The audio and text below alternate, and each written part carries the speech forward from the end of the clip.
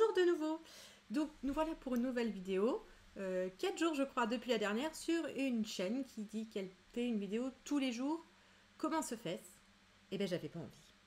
Voilà, j'avais pas l'envie, j'avais plein de choses qui se passaient et du coup j'ai pas fait les vidéos. Alors pourquoi je vous mets une vidéo sur le fait que j'ai pas envie? C'est que ça va avec le syndrome du bon élève dont on parlait. En tant qu'enseignant, on a plein de choses qu'on fait même si on n'a pas envie.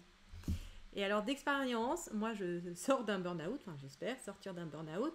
Et vraiment ce que j'ai appris, c'est que cette petite voix qui dit j'ai pas envie, on a souvent, on a été éduqué à la faire taire, à dire c'est pas grave, il faut le faire. Vous entendez, il faut le faire.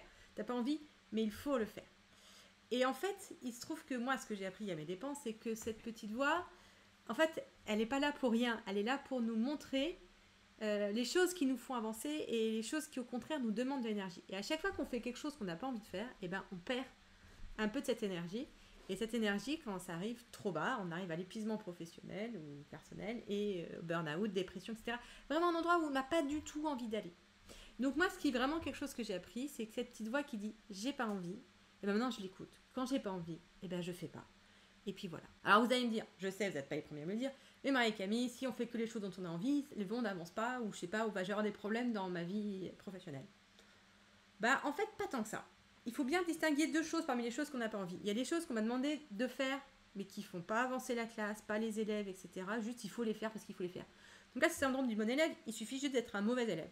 Typiquement, aller au conseil de classe sur des élèves qu'on ne connaît pas très bien, parce qu'on a 1 heure à 1 heure et demie par semaine avec eux. De toute façon, quand on ouvre la bouche, tout le monde s'en moque de ce qu'on dit, parce qu'on est le prof d'enseignement scientifique sur des gens qui vont faire, je sais pas, Sciences Po.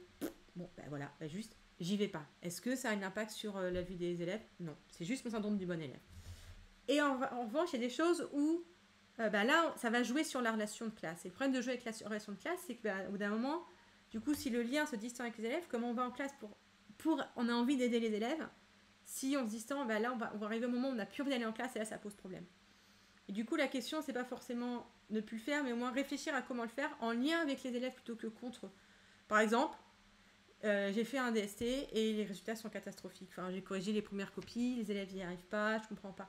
J'ai pas envie de le corriger, ce sujet. Ou alors, il est arrivé des milliards de fois, j'ai fait un sujet, en fait, il est incorrigeable parce que ça part dans tous les sens, etc. Les profs de lettres, les profs d'histoire géo, des fois, ils ont le sujet de dire, mais pourquoi j'ai posé ça? J'ai pas envie de le corriger. Le faites pas. Vous donnez les copies aux élèves, vous dites, voilà, en fait, c'est pas corrigeable parce que je me suis trompée dans le sujet, etc. C'est pas très grave. On va voir ensemble comment le corriger, etc. Et en fait, dans l'évaluation, il y a beaucoup de choses qu'on peut changer de j'ai pas envie à faire avec les élèves. Et moi, je sais que depuis que j'ai changé ma façon d'évaluer, maintenant, je fais principalement que des choses. Avec les élèves, je fais que des choses dont j'ai envie. Si j'ai pas envie, je fais pas. Ou on trouve une autre façon de faire. Et du coup, j'ai une bonne relation avec les élèves. Et en plus, je m'embête pas à faire des choses dont j'ai pas envie. Donc voilà, ce qui est important, c'est que c'est vraiment cette petite voix là qui dit j'ai pas envie. On a toujours l'habitude de lui taper dessus. Et en fait, il faut l'écouter et voir comment on peut transformer les choses parce qu'on ne peut pas se forcer indéfiniment à faire des choses dont on avait envie. C'est extrêmement asséchant et du coup, c'est pas vivable sur le long terme. Et puis en plus, c'est pas très agréable. Du coup, si vous avez envie, vous pouvez partager, liker, mettre des commentaires, tout ça, tout ce qui permet de nourrir l'algorithme pour que plein de gens puissent avoir accès à cette vidéo et qu'il y ait de plus en plus de profs qui font ce dont ils ont envie.